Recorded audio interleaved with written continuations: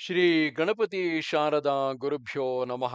ಯತ್ರ ಯೋಗೇಶ್ವರ ಕೃಷ್ಣೋ ಯತ್ರ ಪಾರ್ಥೋ ಧನುರ್ಧರಃ ತತ್ರ ಶ್ರೀ ವಿಜಯ ಭೂತಿರ್ಧ್ರುವ ನೀತಿರ್ಮತಿರ್ಮಮ. ಶ್ರೋತೃಗಳಿಗೆ ಶ್ರೀ ಅಳಸಿಂಗರಾಚಾರ್ಯ ವಿರಚಿತ ಶ್ರೀ ವ್ಯಾಸ ಮಹರ್ಷಿ ಪ್ರಣೀತ ಶ್ರೀಮನ್ ಮಹಾಭಾರತದ ಸೌಪ್ತಿಕ ಪರ್ವದಲ್ಲಿ ಅಶ್ವತ್ಥಾಮಾದಿಗಳು ದುರ್ಯೋಧನನ ಬಳಿಗೆ ಬಂದು ನಡೆದ ವೃತ್ತಾಂತವನ್ನು ತಿಳಿಸಿದುದು. ದುರ್ಯೋಧನನು ಪ್ರಾಣವನ್ನು ಬಿಟ್ಟುದು. ಅಶ್ವತ್ಥಾಮಾದಿಗಳು ನಗರಕ್ಕೆ ಹೋದುದು. ಸಂಜಯನಿಗೆ ದಿವ್ಯ ಜ್ಞಾನವು ಹೊರಟು ಹೋದುದು ಎಂಬ 9ನೆಯ ಅಧ್ಯಾಯಕ್ಕೆ ಸ್ವಾಗತ. ಕೃಪಾ, ಕೃತವರ್ಮ, ಅಶ್ವತ್ಥಾಮ ಮೂವರು ದುರ್ಯೋಧನನು ಬಿದ್ದಿರುವ ಸ್ಥಳಕ್ಕೆ ಬಂದು ತಮ್ಮ ರಥಗಳಿಂದಿಳಿದು ಅರ್ಧ ಪ್ರಾಣದಿಂದ ನರಳುತ್ತಿದ್ದ ಆ ನಿನ್ನ ಮಗನನ್ನು ಬಳಸಿ ನಿಂತರು. ತೊಡೆ ಮುರಿದು ಅಲ್ಪ ಪ್ರಾಣದಿಂದ ಪ್ರಜ್ಞಾಹೀನನಾಗಿ ರಕ್ತವನ್ನು ಕಕ್ಕುತ್ತಾ ಮಲಗಿರುವ ಆ ದುರ್ಯೋಧನನ ಸುತ್ತಲೂ ಭಯಂಕರಾಕಾರವುಳ್ಳ ಅನೇಕ ದುಷ್ಟ ಮೃಗಗಳು, ಹಸಿದ ನಾಯಿ, ತೋಳ ಮುಂತಾದವು ನಿಂತಿರುವವು.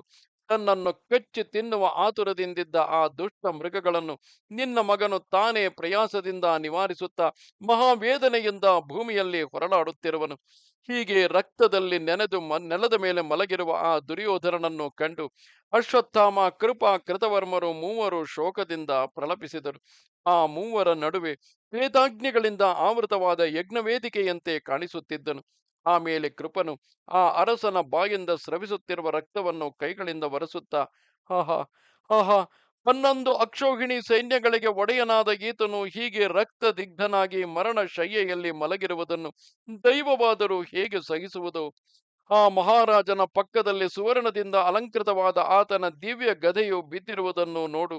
ಯಾವ ಯುದ್ಧದಲ್ಲಿಯೂ ಈತನು ಆ ಗದೆಯನ್ನು ಕೈಬಿಟ್ಟವನಲ್ಲ. ಸ್ವರ್ಗಕ್ಕೆ ಹೋಗುವಾಗಲೂ ಇದು ಆತನನ್ನು ಬಿಟ್ಟು ಹೋಗುವಂತಿಲ್ಲ. ಅರಮನೆಯಲ್ಲಿ ರಾಜನೊಡನೆ ರಾಜಪತ್ನಿಯು ಮಲಗುವಂತೆ ಆ ರಾಜನ ಪಕ್ಕದಲ್ಲಿ ಬಿದ್ದಿರುವ ಸುವರ್ಣಾಲಂಕೃತವಾದ ಈ ಗದೆಯನ್ನು ನೋಡು. ರಣಭಯಂಕರನು ವೀರಾಗ್ರಣಿಯೂ ಆದ ಈ ರಾಜನು ಮೃತನಾಗಿ ಧೂಳು ಕವಿದು ಬಿದ್ದಿರುವುದಲ್ಲ, ಧೂಳು ಕವಿದು ಬಿದ್ದಿರುವನಲ್ಲ. ಕಾಲ ವೈಪರೀತ್ಯವನ್ನು ನೋಡಿದೆಯಾ? ಅನೇಕ ಕ್ಷತ್ರಿಯೋತ್ತಮರು ಯಾವನಿಂದ ಕೊಲ್ಲಲ್ಪಟ್ಟು ಭೂಮಿಯಲ್ಲಿ ಮಲಗುತ್ತಿದ್ದರೋ ಅಂತಹ ಕೌರವ ರಾಜನೇ ಈಗ ಶತ್ರುಗಳಿಂದ ಕೊಲ್ಲಲ್ಪಟ್ಟು ನೆಲದ ಮೇಲೆ ಮಲಗಿರುವನು. ನೂರಾರು ಮಂದಿ ರಾಜರು ಭಯದಿಂದ ಯಾವನಿಗೆ ತಲೆ ಬಗ್ಗಿಸುತ್ತಿದ್ದರೋ ಆತನೇ ಈಗ ಮಾಂಸಾಹಾರಿಗಳಾದ ಪ್ರಾಣಿಗಳಿಂದ ಪರಿವೃತನಾಗಿ ವೀರಶಯ್ಯೆಯಲ್ಲಿ ಮಲಗಿರುವನು. ಹಿಂದೆ ಯಾವ ರಾಜನನ್ನು ಜನರು ಹಣಕ್ಕಾಗಿ ಉಪಾಸಿಸುತ್ತಿದ್ದರೋ ಅದೇ ರಾಜನನ್ನು ಈಗ ಮಾಂಸಾಪೇಕ್ಷಿಗಳಾದ ರಾಕ್ಷಸರು ಉಪಾಸಿಸುತ್ತಿರುವರು ಎಂದು ಪ್ರಲಾಪಿಸಿದನು. ಆಗ ಅಶ್ವತ್ಥಾಮನು ಭೂಗತನಾಗಿ ಮಲಗಿದ್ದ ದುರ್ಯೋಧನನನ್ನು ಅಪ್ಪಿಕೊಂಡು ದೀನ ಸುರದಿಂದ, ಓ ನರಶ್ರೇಷ್ಠ, ಧನುರ್ಧಾರಿಗಳಲ್ಲಿ ಅಗ್ರಗಣ್ಯನೆಂದು, ಯುದ್ಧದಲ್ಲಿ ಕುಬೇರನಿಗೆ ಸಮಾನನೆಂದು, ಬಲರಾಮ ಶಿಷ್ಯನೆಂದು ಜನರು ನಿನ್ನನ್ನು ಸ್ತುತಿಸುತ್ತಿದ್ದರಲ್ಲವೇ? ಜನಾಧಿಪ, ಅಡುಗೆಯವನು ಪಾಪ ಬುದ್ಧಿಯುಳ್ಳವನು ಆದ ಭೀಮಸೇನನು ನಿನಗೆ ಕೇಡನ್ನು ಮಾಡುವ ಸಂಚನ್ನು ಹೇಗೆ ತಿಳಿದನು? ಮಹಾರಾಜ, ಅಂತಹ ಭೀಮಸೇನನಿಂದ ನೀನು ಮೃತನಾದುದನ್ನು ನೋಡಿದ ಮೇಲೆ ಈ ಲೋಕದಲ್ಲಿ ಕಾಲವೇ ಅಧಿಕ ಬಲವುಳ್ಳದ್ದೆಂಬುದು ನಿಶ್ಚಯವು. ಅಲ್ಪನೂ ಪಾಪಿಯೂ ಆದ ವೃಕೋದರನು ಎಲ್ಲ ಧರ್ಮಗಳನ್ನು ಅರಿತ ನಿನ್ನನ್ನು ಕಪಟ ಮಾರ್ಗದಿಂದ ಹೇಗೆ ಕೊಂದನು? ಯಾವ ರೀತಿಯಿಂದಲೂ ಕಾಲವನ್ನು ಅತಿಕ್ರಮಿಸಲಾರೆವು. ಆ ಭೀಮನು ದ್ವಂದ್ವ ಯುದ್ಧದಲ್ಲಿ ಗದೆಯಿಂದ ನಿನ್ನ 2 ತೊಡೆಗಳನ್ನು ನೆಗ್ಗಿದನಲ್ಲವೇ? ಅಧರ್ಮದಿಂದ ಕೊಲ್ಲಲ್ಪಟ್ಟ ನಿನ್ನ ತಲೆಯನ್ನು ಕಾಲಿಂದ ತುಳಿಯುವಾಗ ಬಾಯೆತ್ತದೆ ನೋಡುತ್ತಿದ್ದ ಯುಧಿಷ್ಠಿರನನ್ನು ನಿಂದಿಸಬೇಕಲ್ಲವೇ? ಯುದ್ಧ ವೀರರೆಲ್ಲರೂ ಈ ಅಕಾರ್ಯಕ್ಕಾಗಿ ತಮ್ಮ ಪ್ರಾಣವಿರುವವರೆಗೂ ಆ ಭೀಮನನ್ನು ನಿಂದಿಸದಿರುವುದಿಲ್ಲ. ಕಪಟದಿಂದಲ್ಲವೇ ನೀನು ಹೀಗೆ ಕೆಳಗೆ ಬೀಳಿಸಲ್ಪಟ್ಟೆ? ಯದುನಂದನನು ವೀರನು ಆದ ಬಲರಾಮನು ಗದಾಯುದ್ಧ ಪ್ರಯೋಗದಲ್ಲಿ ದುರ್ಯೋಧನನಿಗೆ ಸಮಾನರಿಲ್ಲವೆಂದು, ಗದಾಯುದ್ಧದಲ್ಲಿ ಕುರುಕುಲ ಜಾತನಾದ ದುರ್ಯೋಧನನೇ ತನಗೆ ಪ್ರಿಯ ಶಿಷ್ಯನೆಂದು ಸಭೆಗಳಲ್ಲಿ ನಿನ್ನನ್ನು ಹೊಗಳುತ್ತಿದ್ದನಷ್ಟೇ.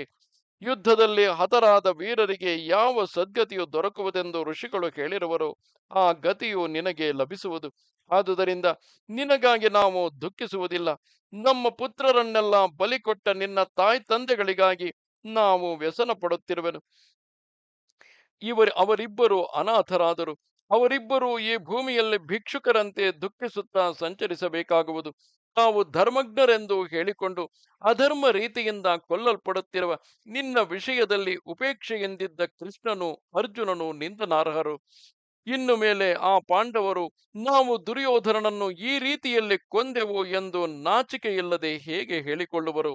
ಓ ಗಾಂಧಾರಿ ನಂದನ, ಧರ್ಮ ರೀತಿಯಲ್ಲಿ ಶತ್ರುಗಳನ್ನು ಎದುರಿಸಿ ಮೃತನಾದ ನೀನೇನೋ ಭಾಗ್ಯಶಾಲಿಯೇ.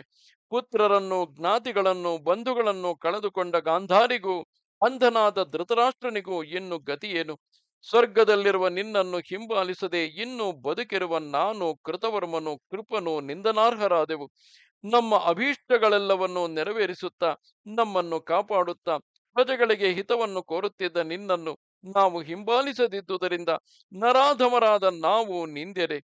ಓ ಶೂರ, ನಿನ್ನ ವೀರ್ಯದಿಂದ ನನ್ನ ಮತ್ತು ನನ್ನ ತಂದೆಯ ಗ್ರಹಗಳು ಸದಾ ಸೇವಕರಿಂದಲೂ ರತ್ನಗಳಿಂದಲೂ ಪರಿಪೂರ್ಣವಾಗಿದ್ದವು. ಬಂಧು ಮಿತ್ರರೊಡನೆ ನಾವು ನಿನ್ನ ದಯೆಯಿಂದಲೇ ಅಪರಿಮಿತವಾದ ದಕ್ಷಿಣೆಗಳನ್ನು ಕೊಟ್ಟು ದೊಡ್ಡ ಯಾಗಗಳನ್ನು ಮಾಡಿದೆವು. ಅನೇಕ ವೀರ ಕ್ಷತ್ರಿಯರನ್ನು ಹಿಂಬಾಲಿಸಿ ನೀನು ಇಂತಹ ಉತ್ತಮ ಮಾರ್ಗವನ್ನು ಹಿಡಿದಾಗ ಪಾಪಿಗಳಾದ ನಮಗೆ ಅದಕ್ಕೆ ಮನಸ್ಸು ಬಾರದಿರುವುದು ಸಹಜವೇ?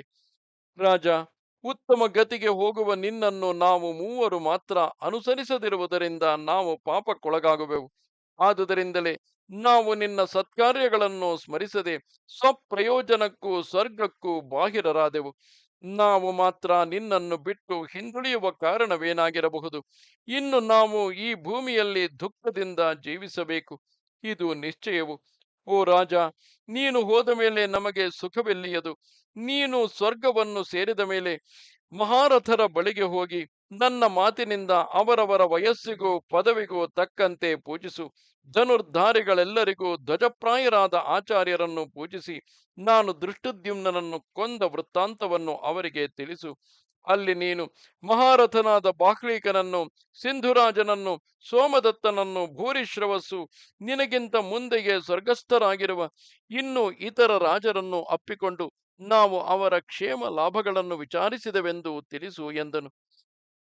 ತಿರುಗಿ ಆತನು ದುರ್ಯೋಧನನನ್ನು ನೋಡಿ, ಓ ದುರ್ಯೋಧನ, ನಿನಗಿನ್ನೂ ಪ್ರಾಣವಿರುವುದಾದರೆ ಕಿವಿಗಿಂಪಾದ ಕೆಲವು ವಿಷಯಗಳನ್ನು ಆಧರಿಸಿ ಕೇಳು. ಈಗ ಆ ಪಾಂಡವರ ಕಡೆಯಲ್ಲಿ ಪಂಚ ಪಾಂಡವರು, ಕೃಷ್ಣನು, ಸಾತ್ಯಕಿ, ಈ 7 ಮಂದಿ ಮಾತ್ರವೇ ಉಳಿದರು. ಧೃತರಾಷ್ಟ್ರನ ಕಡೆಯಲ್ಲಿ ನಾನು, ಕೃತವರ್ಮನು, ಕೃಪನು, ಈ ಮೂವರೇ ಉಳಿದಿರುವೆವು. ಓ ರಾಜ, ದ್ರೌಪದಿಯ ಎಲ್ಲಾ ಪುತ್ರರು, ದೃಷ್ಟದ್ಯುಮ್ನನ ಪುತ್ರರು, ಎಲ್ಲಾ ಪಾಂಚಾಲರು ಕೊಲ್ಲಲ್ಪಟ್ಟರು. ನಾವು ಹಗೆ ತೀರಿಸಿಕೊಂಡು ಬಂದೆವು. ಪಾಂಡವರು ತಮ್ಮ ಪುತ್ರರನ್ನು ಕಳೆದುಕೊಂಡರು. ರಾತ್ರಿ ಮಲಗಿದ್ದ ವೇಳೆಯಲ್ಲಿ ಆ ಪಾಂಡವರ ಬಿಡಾರವನ್ನೆಲ್ಲ ನಾಶ ಮಾಡಿ ಬಂದೆವು. ರಾಜ, ನಾನು ನಿನ್ನೆ ರಾತ್ರಿ ಬಿಡಾರಕ್ಕೆ ನುಗ್ಗಿ ಪಾಪ ಕರ್ಮಿಯಾದ ಆ ದೃಷ್ಟದ್ಯುಮ್ನನನ್ನು ಪಶುವನ್ನು ಕೊಲ್ಲುವಂತೆ ಕೊಂದೆನು ಎಂದನು. ಕಿವಿಗಿಂಪಾದ ಈ ಮಾತುಗಳನ್ನು ಕೇಳಿದ ಮೇಲೆ ದುರ್ಯೋಧನನಿಗೆ ತಿರುಗಿ ಸ್ವಲ್ಪ ಪ್ರಜ್ಞೆ ಬಂದಿತು. ಆಗ ಆತನು ಕೃಪಾ ಕೃತವರ್ಮರೊಡನೆ, ನೀವು ನನಗಾಗಿ ಮಾಡಿದಷ್ಟು ಕಾರ್ಯವನ್ನು ಭೀಷ್ಮನಾಗಲಿ ಕರ್ಣನಾಗಲಿ ನಿನ್ನ ಪಿತನಾಗಲಿ ಮಾಡಲಿಲ್ಲ. ಅತ್ಯಲ್ಪನಾದ ಆ ಸೈನ್ಯಾಧಿಪತಿಯಾದ ದೃಷ್ಟದ್ಯುಮ್ನನು ಶಿಖಂಡಿಯೊಡನೆ ಹತನಾದುದರಿಂದ ಈಗ ನಾನು ಇಂದ್ರ ಸಮಾನನೆಂದೆನಿಸಿಕೊಳ್ಳುವೆನು. ನೀವು ಕ್ಷೇಮದಿಂದಿರಿ, ನಿಮಗೆ ಮಂಗಳವಾಗಲಿ. ನಾವು ತಿರುಗಿ ಸ್ವರ್ಗದಲ್ಲಿ ಸೇರುವೆವು ಎಂದು ಹೇಳಿ ಪ್ರಾಣವನ್ನು ಬಿಟ್ಟನು. ಅವನ ಆತ್ಮವು ಸ್ವರ್ಗವನ್ನು ಸೇರಿತು. ಅವನ ದೇಹವೊಂದೇ ನೆಲದಲ್ಲಿದ್ದಿತು. ಮಹಾರಾಜ, ಹೀಗೆ ನಿನ್ನ ಮಗನು ಯುದ್ಧದಲ್ಲಿ ಶತ್ರುಗಳಿಂದ ಹತನಾದನು. ಸಾಯುವ ಮೊದಲು ಅವನು ಆ ಮೂವರು ವೀರರನ್ನು ಅಪ್ಪಿಕೊಂಡನು. ಅದೇ ರೀತಿಯಲ್ಲಿ ಅವರು ಆ ರಾಜನನ್ನು ಆಲಂಗಿಸಿಕೊಂಡು ತಿರುಗಿ ತಿರುಗಿ ಅವನನ್ನು ದುಃಖದಿಂದ ನೋಡುತ್ತಾ ರಥಗಳನ್ನೇರಿದರು. ದ್ರೋಣಪುತ್ರನ ದೀನ ವಾಕ್ಯಗಳಿಗಾಗಿ ವ್ಯಾಕುಲ ಪಡುತ್ತಾ ಬೆಳಗಿನ ಜಾವದಲ್ಲಿ ಪಟ್ಟಣವನ್ನು ಕುರಿತು ವೇಗದಿಂದ ಹೊರಟರು. ಓ ರಾಜ, ಹೀಗೆ ನಿಮ್ಮ ದುರಾಲೋಚನೆಯಿಂದ ಕೌರವ ಪಾಂಡವ ಸೈನ್ಯಗಳೆರಡಕ್ಕೂ ಘೋರವೂ ಭಯಂಕರವೂ ಮಹಾ ವ್ಯಸನಕರವೂ ಆದ ಈ ನಾಶವು ಸಂಭವಿಸಿತು. ನಿನ್ನ ಪುತ್ರನು ಸ್ವರ್ಗಸ್ಥನಾದೊಡನೆ ದುಃಖಾಕುಲನಾಗಿದ್ದ ನನಗೆ ವ್ಯಾಸ ಮಹರ್ಷಿಯು ಅನುಗ್ರಹಿಸಿದ್ದ ಆ ದಿವ್ಯ ದೃಷ್ಟಿಯು ನಷ್ಟವಾಯಿತು ಎಂದನು. ಹೀಗೆ ಧೃತರಾಷ್ಟ್ರನು ತನ್ನ ಜ್ಞಾತಿ ಪುತ್ರಾದಿಗಳ ಮರಣ ವೃತ್ತಾಂತವನ್ನು ಕೇಳಿ ದೀರ್ಘವಾಗಿ ನಿಟ್ಟುಸಿರು ಬಿಡುತ್ತಾ ಚಿಂತಾಕುಲನಾಗಿದ್ದನು. ಇದು 9ನೆಯ ಅಧ್ಯಾಯವು. ಈ ಅಧ್ಯಾಯದೊಂದಿಗೆ ಸೌಪ್ತಿಕ ಪರ್ವದ ಉಪಪರ್ವವಾದ ಅದೇ ಹೆಸರಿನ ಸೌಪ್ತಿಕ ಪರ್ವವು ಮುಗಿದುದು. ನಮಸ್ತೆ ಶಾರದೆ ದೇವಿ, ಕಾಶ್ಮೀರ ಪುರವಾಸಿನಿ, ತ್ವಾಮಹಂ ಪ್ರಾರ್ಥಯೇ ನಿತ್ಯಂ, ವಿದ್ಯಾದಾನಂಚ ದೇಹಿಮೆ. ನಮಸ್ಕಾರ.